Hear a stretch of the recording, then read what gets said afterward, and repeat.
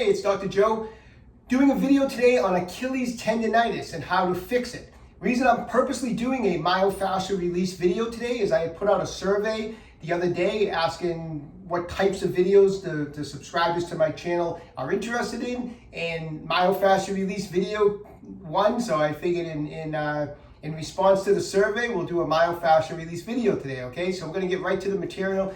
First, if you haven't done so already, check my website out, OcraMedHealth.com. We have a full line of fascial release products. Everything is in stock and ready to ship. Also, we're trying to get to 100,000 subscribers by the end of the year. We're getting closer and closer. So if you haven't done so already, subscribe to my channel, OcraMed Health on YouTube. Click that little bell notification. It notifies you every time I upload a new video. And at the end of today's video, if you find the information helpful, I'd appreciate a thumbs up.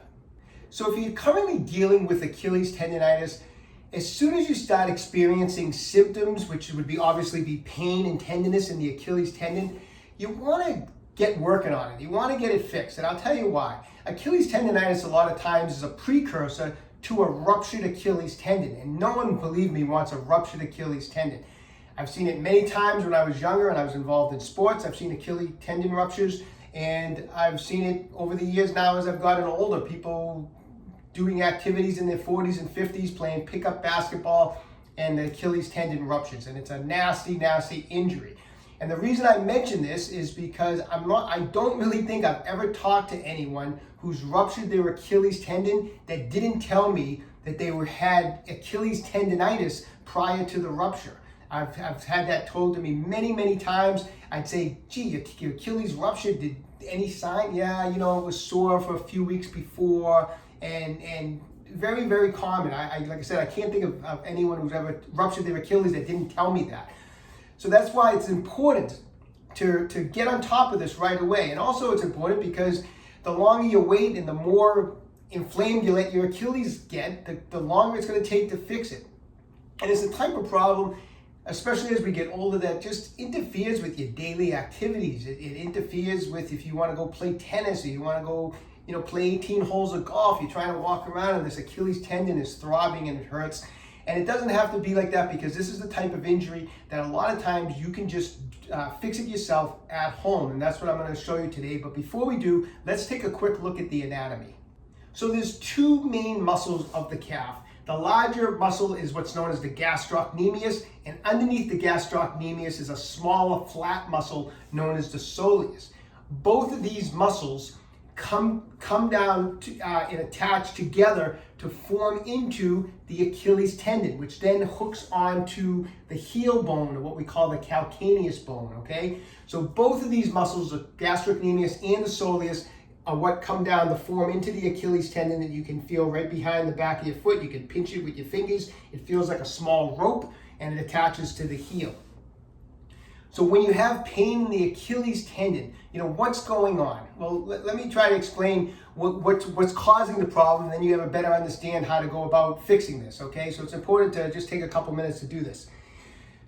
The muscles of the calf, the gastrocnemius and the soleus, just like any other muscles of the body, should be nice and elastic. All muscles need to be nice and stretchy and elastic. And muscles basically on one end have a tendon that hooks into a bone. On the other end of the muscle, it's another tendon that hooks into a bone. So when we're talking about the gastrocnemius and the soleus, you have some attachment sites up higher here. The gastrocnemius actually crosses the knee joint, but both muscles come down and form into that Achilles tendon, and then that's on the other end of the muscles, and that attaches right to the calcaneus, which is the heel bone, okay?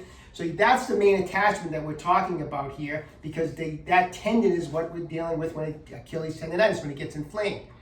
So when muscles are stretching like they should, tendons usually do not get tugged on, which is great. That's what we want. Tendons do not like to be tugged on. However, the calf muscles, the gastrocnemius, the soleus, wear and tear over time. Sometimes little micro traumas that happen while we're doing different things start to build up what we call fascial adhesions, or what's often known as scar tissue. This is non-stretchy, leathery material. It's very, very rough and tight. Also, when you're building up adhesions in a muscle, just like in your calf muscle, it shortens the muscle. So now we have tighter, shorter muscles. And what do you think happens when you have tighter, shorter muscles? You start tugging on tendons. And like I said, tendons don't want to be tugged on. And that's what happens with Achilles tendonitis. The gastrocnemius, you can think of this band here, the gastrocnemius, the soleus start building up knots just like that. When you tie a knot in a band, what happens? The band shortens and it's less elastic. So you have this knotting and adhesion build up in the calves. It comes down to the Achilles now. Now these muscles are stretching as you're moving around, and what happens? It starts tugging on that Achilles tendon. It gets inflamed and it gets very uncomfortable, and it can get very debilitating if you let it get bad enough, okay? So how do we fix it? Well, it's really nothing wrong with the Achilles. The Achilles is minding its own business, right? I mean, there's nothing really physically wrong with the Achilles. The problem is up here. So even though this is where your pain is, we want to do some myofascial release work up here, because if we can get the elasticity back in the calf, if we can break up those adhesions, break up that scar tissue, and get these calf muscles nice and stretchy in there, it's going to take the pressure off of the Achilles tendon, and all will be good in the world, okay? So I'm going to show you some simple techniques that you can do with massage balls at your home. So let's get right to it. Okay, so let's do some myofascial release work to help this Achilles tendonitis. We need to be able to get into the soft tissue here and break up adhesions. Some of the adhesions may be superficial, others may be deeper, so we need to be able to get into that tissue. I find the most effective way to do that is with a spiky massage ball. You know, sometimes people will grab these foam rollers. I really don't get it. I mean, these things are so large and so smooth. I mean, you can put your calf over this and rub it and roll it back and forth. You will generate some blood flow, so you might get some temporary relief, but this thing is not going to dig into that tissue of the calf whatsoever, and you're really going to be just going in circles. You're going to feel a little bit better from using it, from getting some blood flow, and then it's going to stiffen back up and hurt again later that day or the next day. And you're going to be doing that and not wondering why this isn't getting any better. We need to dig in here and break up some of these adhesions. So that's why I prefer a spiky massage ball. Now this is a Tai Chi Max ball from OcraMed Health. It's nice and spiky. I can get this into the tissue, the fascia, the muscle fibers in here, and dig around and help break up adhesions, okay? I'm going to use this Max ball on the thicker tissue here of the gastrocnemius and the soleus.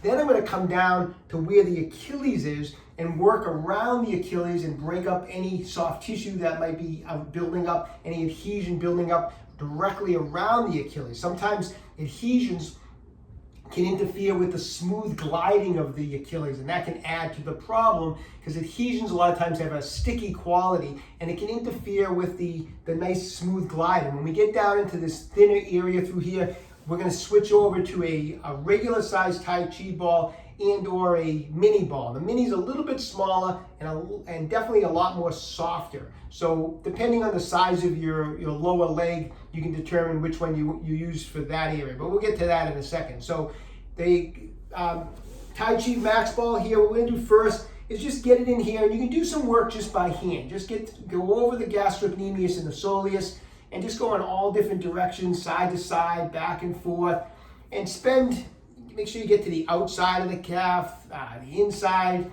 and spend a few minutes just kind of rolling it out in all different directions. If as you're doing this, you feel a knot, you go over something that feels, it feels like almost like a super ball in there, a little knot in there or something, you can feel it, feels tender. Spend a little extra time on that area and dig it out a little bit, okay?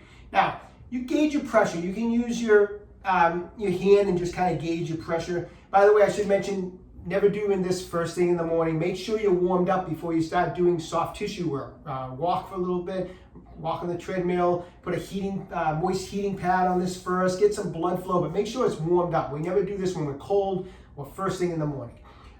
You can also, if you want a little more pressure, just put the ball on the ground and lay the calf right on top. So now you have the weight of the calf, and you can once again wiggle that around and dig around into your calf muscles with the ball just like that, okay? After you spend a few minutes, you get a lot of blood flow, you've done some soft tissue work in there. What I want you to do is take the ball, start right above the Achilles, kind of in the upper ankle here. Point your toe just like that. Now the weight of your leg should be fine. If you want a little more weight, just put a little pressure down with your hand, but start light. If you're not used to doing soft tissue work, start very easy. We always start easy and we build each session, okay? So if you're new to this, start very lightly. So you put your leg on the ball, put my toes pointed, and now I'm gonna flex my toe back as far as I can, just like that. So I got the ball digging into the tissue, and with my toe pointed, the muscles of the calf are in a shortened position, and now with the ball pinning some of that tissue, I'm gonna flex and elongate some of the muscle tissue. So we're doing a pin and stretch, and that's gonna help pull apart any adhesions. So flex the toes back. You can even grab it with your hand and give it a little extra stretch. And do that 5 or 6 times in one spot. Then come up an inch or so, point the toe. Again, bring it back. Do it 5 or 6 times. Like I said, you can use your hand, get a little extra stretch if you want. Back and forth. And just keep making little changes, 1 inch increments, working your way up. Just like that. That's what we call a pin and stretch technique. It's very effective. Once again, if you find a particular knot, instead of doing 5 or 6, maybe do 8 to 10 pin and stretches on that one particular spot. All right, so come all the way up to right behind the knee here. You can not only move it up, but move it for a little bit to this side and a little bit to that side. So it does just hit a whole bunch of different spots, okay? That's gonna really loosen up and start breaking up adhesions all through the calf, okay? Now we're gonna come down along the Achilles here, and we're going to take the smaller ball, and we're just going to kind of dig right alongside of that Achilles. So I'm not trying to dig onto the Achilles, because the Achilles really isn't the problem, as I mentioned at the beginning of the video. The Achilles is just inflamed because of all the adhesion buildup. So I'm just going to kind of go up next to the Achilles, kind of right in this area between the ankle here and the Achilles. There's some soft tissue right in there, and that's where I'm just going to spend a little bit of time just kind of digging around lightly through here. And then of course, you want to get in on the other side of the Achilles, of course, also, and just spend, maybe 60 to 90 seconds. And then we're going to do a similar technique where I'm going to take the ball, I'm going to point my toe, just like that. Now, if you can't reach your foot, if you have flexibility issues, just bend your knee. But I'm going to point my toe, I'm going to push the ball in with my thumb, and then I'm going to bring my foot back like that. So now I'm trapping the tissue way down here. So I'm pointing my toe, I'm pushing the ball in with my thumb, and I'm stretching the tissue just like that. So do that about 8 to 10 times on this side of the Achilles, and then of course go on the other side of the Achilles, and again 8 to 10 times. So that's going to kind of help dig out any soft tissue around the Achilles. How often should you do this? I would if it's really inflamed, really bad, try to rest the area. I wouldn't be doing too much activity if it's really inflamed, and I would be using these techniques every other day. If you feel sore from doing the soft tissue work the next day or even a couple days later, skip it until the soreness goes away. If you really work the calf really aggressively and it's sore, wait till that soreness goes away. Sometimes that's 1 day, sometimes that's 2 days, but give it some time and make sure that it's not sore by the next time you're working on it. It's not gonna, even though it may feel really good after the first treatment, it's not gonna solve all the problems in one treatment. You're probably gonna need to work on this for a while. These adhesions have probably built up, not over weeks, but probably months and months and months. A lot of times the Achilles starts hurting, but it's after months of buildup and you didn't know that it was building up. So of course we need to reverse that process, and that can take several weeks. So be patient, don't give up too soon. Don't try once or twice and think it's not working. Be patient, give it some work. These things usually respond very, very well to myofascial release work. So I hope you found today's video helpful. I'd like to thank everyone who responded to that survey we did. I purposely, like I said, did a myofascial release video because I asked what everyone wanted to see, and that was the winner. So anyways, we'll do some, I want to do more stuff like that. I thought that was fun to do a survey. I'd never done that before. So anyways, everyone stay young and train hard. Hey, if you haven't done so already, take a moment right now, go to my website, OcraMedHealth.com. We have a full line of fascial release products, including the Tai Chi Balls that you saw on today's video. If you haven't done so already, subscribe to my channel, OcraMed Health on YouTube. Questions about exercises or injuries, just leave me a comment in the comment section down below. I do the best I can to get back to everybody. And don't forget, OcraMed Health is here to keep you fit forever.